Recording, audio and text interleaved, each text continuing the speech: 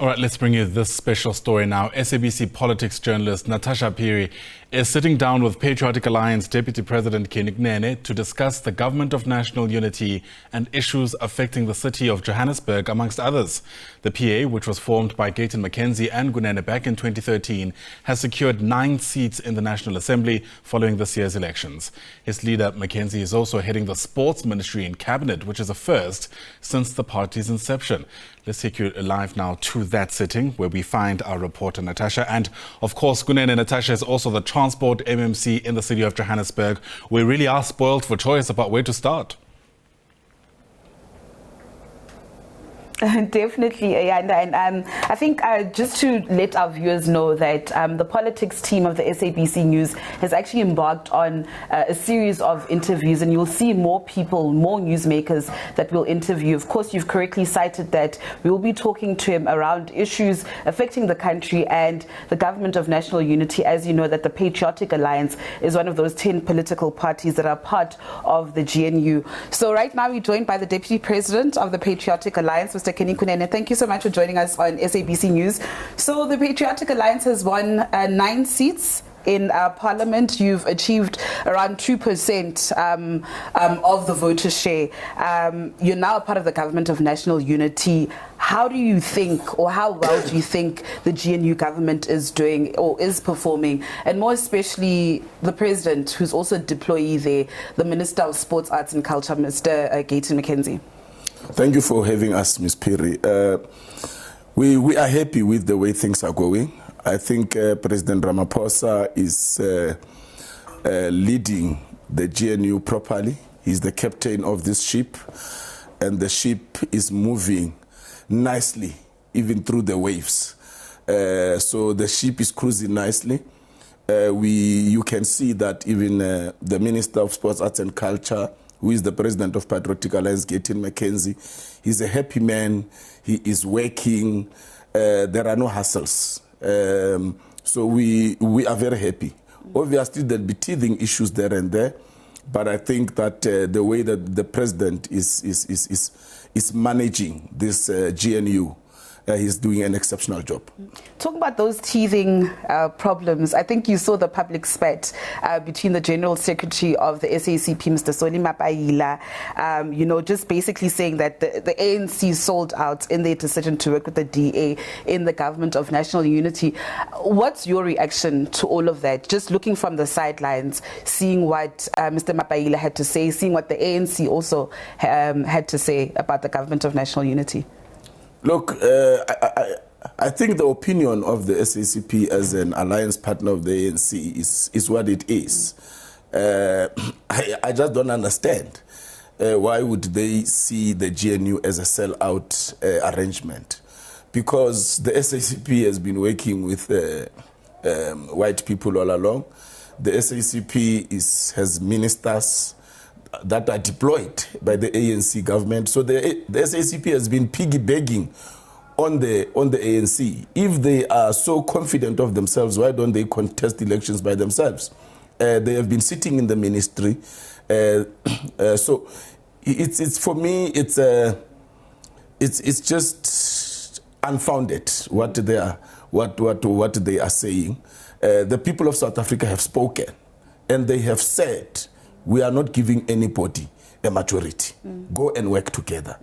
We are here as South Africans, black, Indian, colored and white. In fact, it is our position as the Patriotic Alliance that at some point we'll need to forget this race thing. We are Africans, we are South Africans. So we have been working together. When national government was established in 1994, the DA was part of it. Or the Nationalist Party was part of it. So we've been working together. We have accepted that our former colonizers are now part of us. So what is the problem? There's no selling out here. Okay. You've actually echoed the sentiments of the ANC Youth League President, Mr. Kolomalaich. I don't know if you actually watched his briefing yesterday, but he said something interesting, that he further proposed that the ANC should actually engage the EFF over the GNU, and that now that the former Deputy President of the EFF, Floyd Shivambu, is out of the way, perhaps they could talk and engage the EFF. Now, we know that the EFF and the Patriotic Alliance actually doesn't have a rosy relationship, but should, in the eventuality, should it happen that the GNU talks between the EFF perhaps, and the government of national unity, would you be keen as a Patriotic Alliance to actually work with the EFF? We are working with the EFF in the city of Johannesburg. In fact, the MMCs of EFF, MMC for Public Safety and for Health and Social Development, I work very closely with them. We understand that when we are in government, we must put party politics aside and we must serve the citizens of our country. We are serving the citizens of Johannesburg together. We've done programs together with the MMC of Public Safety, Dr. Mgini. We've done programs together with the MMC of Health and Social Development. So we are that matured when we are in government. So we don't see a problem. We are working with the DA. Hey, if we can work with the DA, we can work with anyone. Okay. So I think you now know the Progressive Caucus comprises of the UAT, the MK Party, EFF, and the NCC, and they have labeled, or they've actually waged war against the GNU as, well, they call themselves the official opposition. Your reaction to that? Look, any government needs an opposition. They have chosen to be in the opposition benches, and I think it's good that there is an opposition that will hold the government accountable. So what they are doing is not out of the ordinary. It is how governments are structured. As I said before, that President Ramaphosa is marshalling this ship properly. The waves. The ship is cruising nicely despite the waves. So they are doing a good job. They should do that. But the GNU is intact. The only issue is we need to get, or they need to get over name calling and labeling. They must hold the GNU accountable, as they have also been voted to be in parliament. They've decided not to be part of the GNU and their opposition. That is appreciated. Somebody must hold the GNU accountable. Somebody must say, President, you are not doing this right. Minister, you are not doing this right. This is what we expect. That is a healthy arrangement in parliament where you have other parties holding you accountable. But do you as members in the GNU actually hold each other accountable? Of course, of course. You know that as the Patriotic Alliance, we are very vocal on the issue of illegal immigration. And you've seen that we championed the fight on behalf of South Africans, because they asked us on social media, PA, where are you? And we championed the fight against that Nigerian woman participating in Miss South Africa. And we are vindicated today. There's that Nigerian has gone back to Nigeria. We are very happy that at least we have won one fight publicly. And we were vindicated by the Nigerians in Nigeria who invited her, and by herself. So she is saying the PA was correct. I'm not a South African, I'm a Nigerian. And I'm happy that she's saying she's not looking forward to coming back. Good riddance. Talking about the issue of illegal, migration, we know your party's stance on that. But I'm quite interested in knowing how you reacted to the mayor's comments, suggesting that foreign nationals should be hired as Metro Police officers. Of course, he's since apologized for that. But your initial reaction when you heard about that? And did you engage Mr. Morer? I was shocked. I was very much shocked. But I never commented publicly, but my president commented on that matter. And I think he realized also that he he made a mistake, even just to think about that. Even just to write it on the laptop and read it, because he was actually reading it as part of his notes. I don't know what got into him to suggest that. But he has apologized, he has since apologized. But South Africans will forever hold us accountable as office bearers, as servants of the people. So, yeah, no, it shocked that. It's something that was never going to happen anyway. We're never going to allow it as members of the GLU, Government of Local Unity. We're never going to allow that to happen. Not when South Africans are unemployed in so many numbers. You saw young people from the townships coming to the offices of the city, dropping CVs there.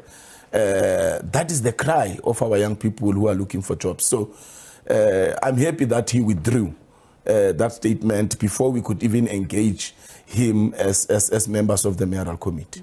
Let's look at your work as the MMC of Transport. You've come back again as the MMC of Transport. I just want to know, Action SA has written to you in regards to the 180 million rand tender that you've appointed for, or the Bree Street contractor rather, and they say that the JRA has awarded that tender to a company with a dodgy background and no tax clearance.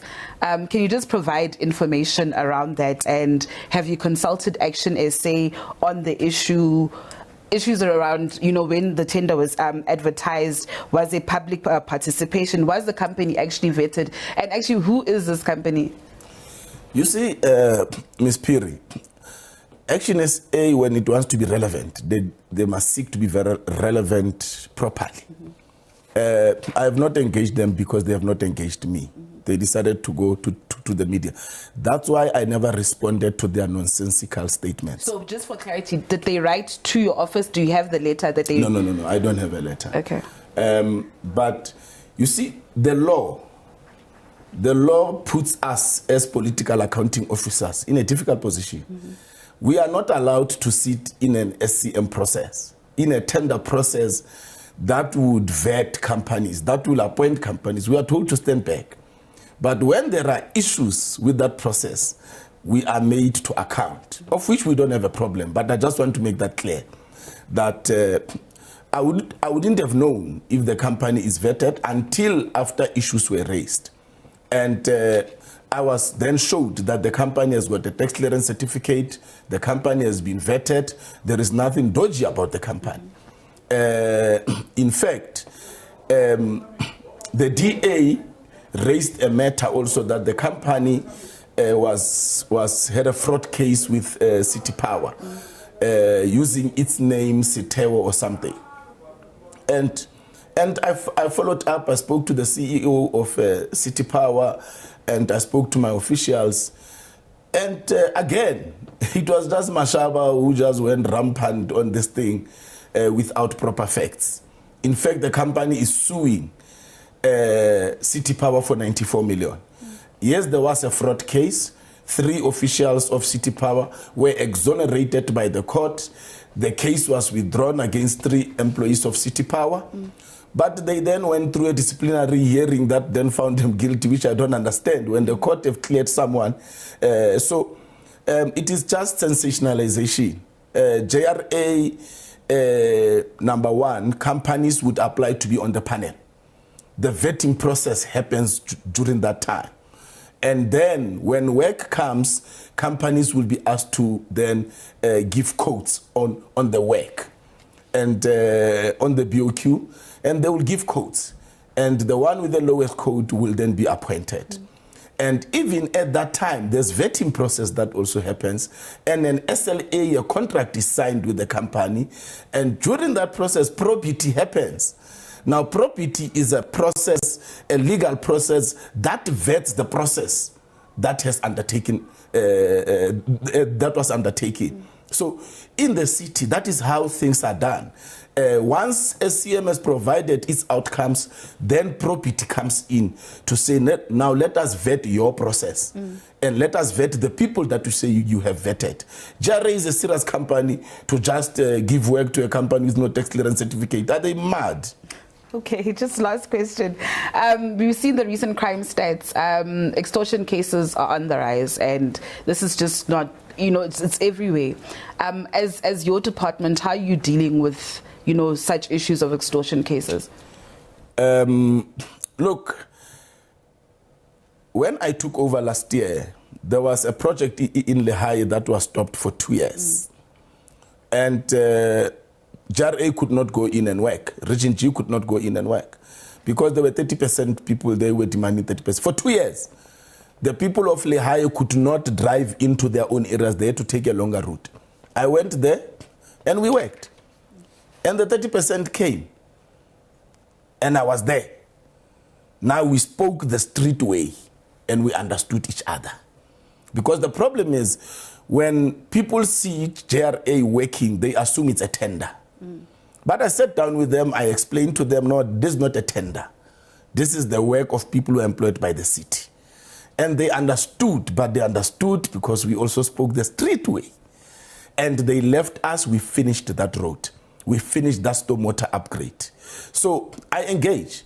And when I go to launch a Operation Restore, Operation Lukisa, Operation Style, I mentioned that, guys, this is not 30%. There's not 30% here. But is there a need to actually engage with the, extortion mafias or construction mafias? Shouldn't law enforcement agencies be brought in to actually deal with the problem? Because these people are also terrorizing business people. There's extortionists, yes, who are extorting money out of people that are working. Then there's SMMEs who are genuinely saying, you are working in our area, can we also learn from you and do some work? And you would have seen at MTC in 2020, we pushed the councillor, our MMC then, to set up an SMME panel.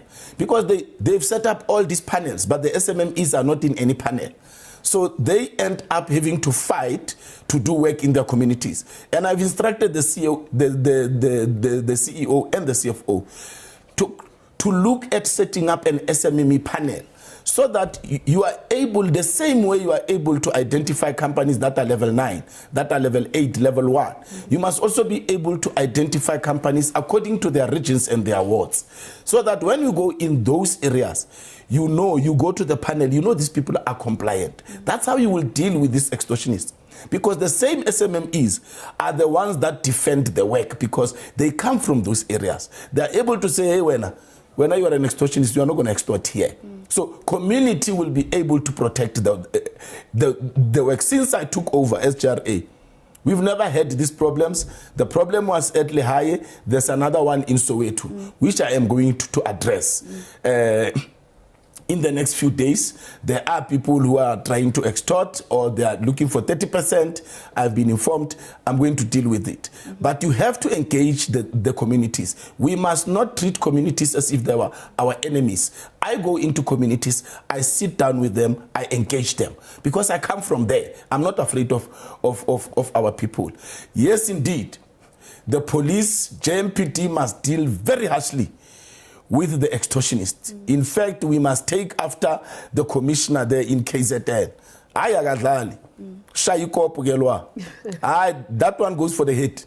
He's not playing. So that is the type of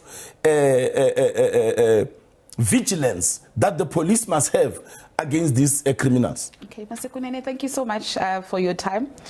Salute. Thank you. Well, Ayana, that was the Deputy President of the Patriotic Alliance, Mr. Gayton Kunene. And in his words, he says the government of national unity is cruising very nicely. Of course, as SABC News, the politics team, we will be bringing more of these interviews every week. And with that said, it's back to you in studio.